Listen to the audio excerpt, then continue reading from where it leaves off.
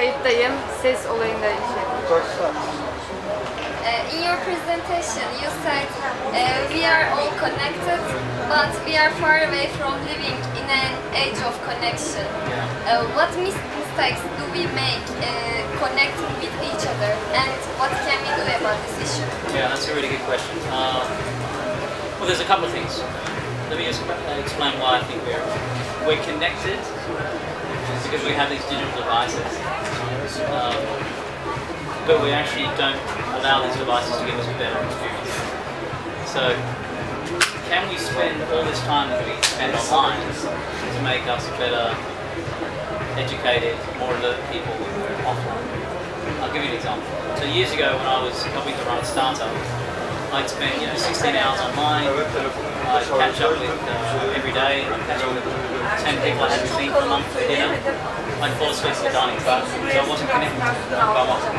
But now, I still spend as much time, if not more, when I'm catching up with friends I haven't seen for a while. I'm better conversations. So I'm using it for conscious human connection. So can we make sure that we use these digital experiences to have a better human connection? What are the recent digital trends that excite you? So there are a couple. One that I really love is obviously geolocation on mobile. So the geolocation on mobile allows you to be able to create push notifications to people while they're very, very close to you. And why I think that's interesting is that it means that people can be marketed to in the context where they are physically. So if I'm walking past your store, you can push me a notification. So I think that's interesting. So I think that trend is going to definitely continue just becoming better. So that we'll see much richer experiences. And it also means that if people opt into your brand, which is they have to do before they experience it, that means they love your brand. So I love that as well. I love augmented reality. Augmented reality just allows you to give you that fourth dimension of your brand, because it can express something very interesting digitally that you haven't really had a chance to do before. So people can start to interact with your brand in different ways. Again, in physical proximity, which I think is really good. And other things that I think are working out really well is the concept of live. So live advertising, live marketing, so the ability to say to people, while I'm here and you've got something to talk about in real time, I think that's going to be an interesting trend. It's not there yet, but I think it's a trend at the moment. As you said, Generation Z is directly born into the digital world. Compared to previous generations, the more analog ones, what advantages and disadvantages they will experience? Well, let me talk about the disadvantage. The disadvantage is attention. So attention is something that we want people to offer value in. But because there is an attraction with these devices, we're distracted because of it. So I think there are going to be new rules we decide to do where we don't necessarily want to have these digital devices. The average number of times people touch a smartphone during the day is 150 times. So if you're touching the screen 150 times, there's opportunity to interact with that brand. But it also means we have the opportunity. So where I think that, so that's part of the problem. The opportunity of this generation is that they can start over. Because they've grown up in digital, they only know digital. As a brand marketer, it's all opportunity. So I grew up in a world where the internet came into existence. But because you're already born into a world where the internet exists, you can only get better. So marketers have to think about how do you target people who physically understand there's no divide between digital and physical. They understand that they're always on. So I think, as I said, the good is plenty of opportunities never have the past. The bad is people are so focused at the moment, they're so multi-task focused that I don't actually think they go that deep. There is a strong competition between the applications, as you said. People almost use 5 to 9 applications. And you said also Facebook Lives are not that important. Yeah. To love, to desire, to touch, all of these are more important, as you said. So what should the brands who want to promote themselves on the digital arena, what should they do? Okay, so that's a great question. They need to understand their brand as an experience. An experience brand is very, very different to a telling brand or advertising. To advertising somebody is one way, you know. A storytelling brand is two-way. But if your brand is an experience, it also needs to be authentic to every experience. So what's the experience that somebody has on mobile, tablet, desktop, television? What are those brand experiences happening? So that's one of them. And the reason why we need to understand that is people only refer 5 to 9 brands a year. That's what they do. When they go to use apps, we actually experiment a lot with apps. But 70% of what people do is only use apps. So beyond that, it's a totally different way to try and have to make somebody feel delighted. And we're not there yet. So brands just have to be smarter. They have to work harder at getting that mind share of the consumer. But also understand that it doesn't have to mean, it actually means smarter. It doesn't have to be harder. Because ultimately, some of the most sophisticated things are simple. It comes back down to the art of storytelling. They're able to understand how to bring their brand to life in different ways of storytelling. And I think that captures the heart and minds of humans. It gives us a visceral reaction to our human experience. You said people are going to unfollow, unfriend, and this will be a strong trend. Is it because people have less time, or they will lose their excitement about digital following thing, or both? What do you think? Why? I think there's a challenge in that. I think we follow too many people, and because that's the case, follow or friend too many people. And given that's the case, we find it very challenging to understand what we want to listen to. And it's very hard to put some filters around it. So it's very hard to filter just the conversations that actually matter most to me. And if I can't filter them in a way that makes me feel better educated, smarter, better entertained, then I think that's going to strip away. So part of it is filtering too much. The other part of it is relevancy. In physical relationships, are the people who actually want to friend me today ones that I really care about. So I think what it does is we're going to create different types of categories for networks.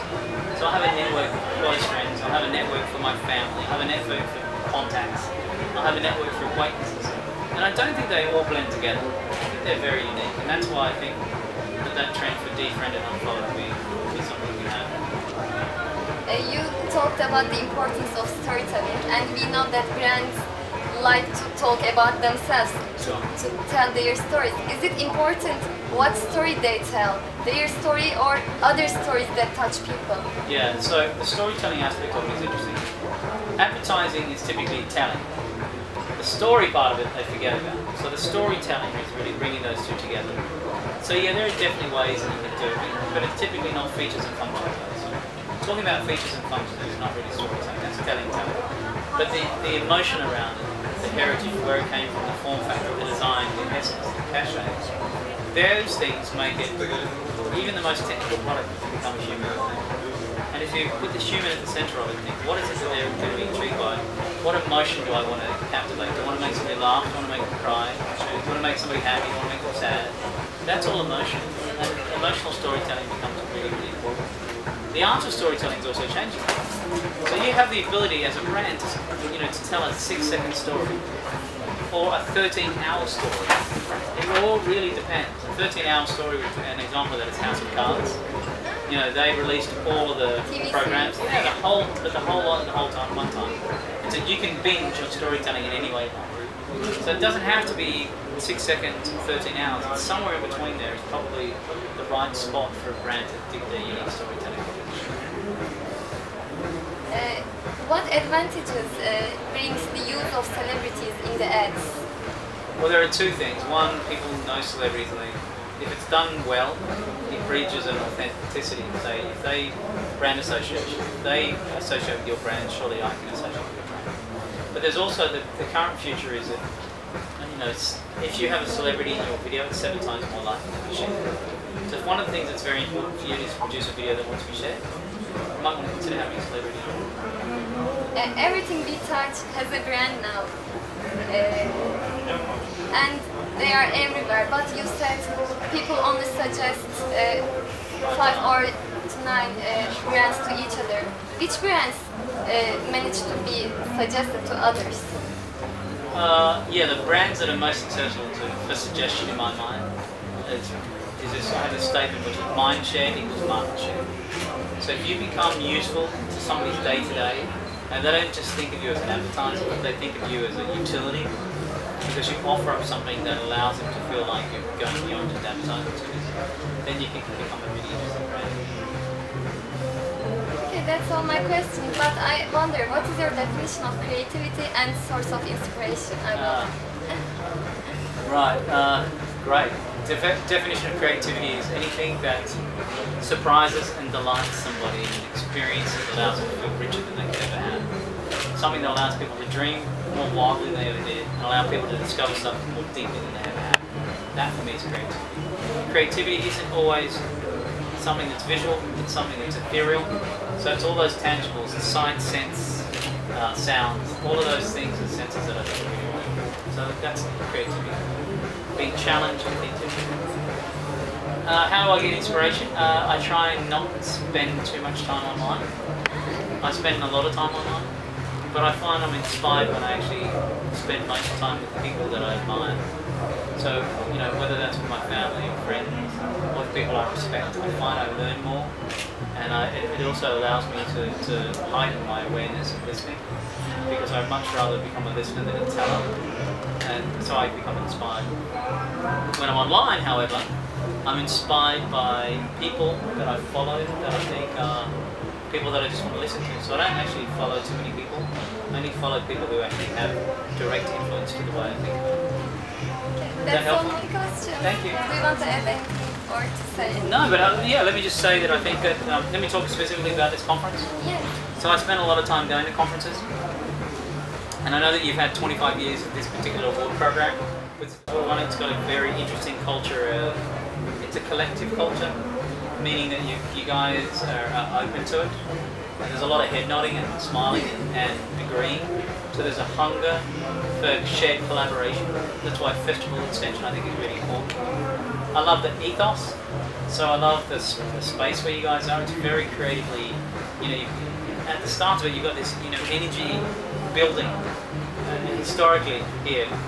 But on this campus, so you're fusing a place that created energy with now a place that is about creation of energy with the university. And for 3 or 4 days you're bringing in creatives to give this energy. I think it's a beautiful space, and I'm feeling that energy right now. It's very cool. But I also love the fact that people are open to the ideas that are here. So I love the casual, creative contribution, collaborative environment that you guys are developing. And I'm very thrilled to be part of it. Thank you.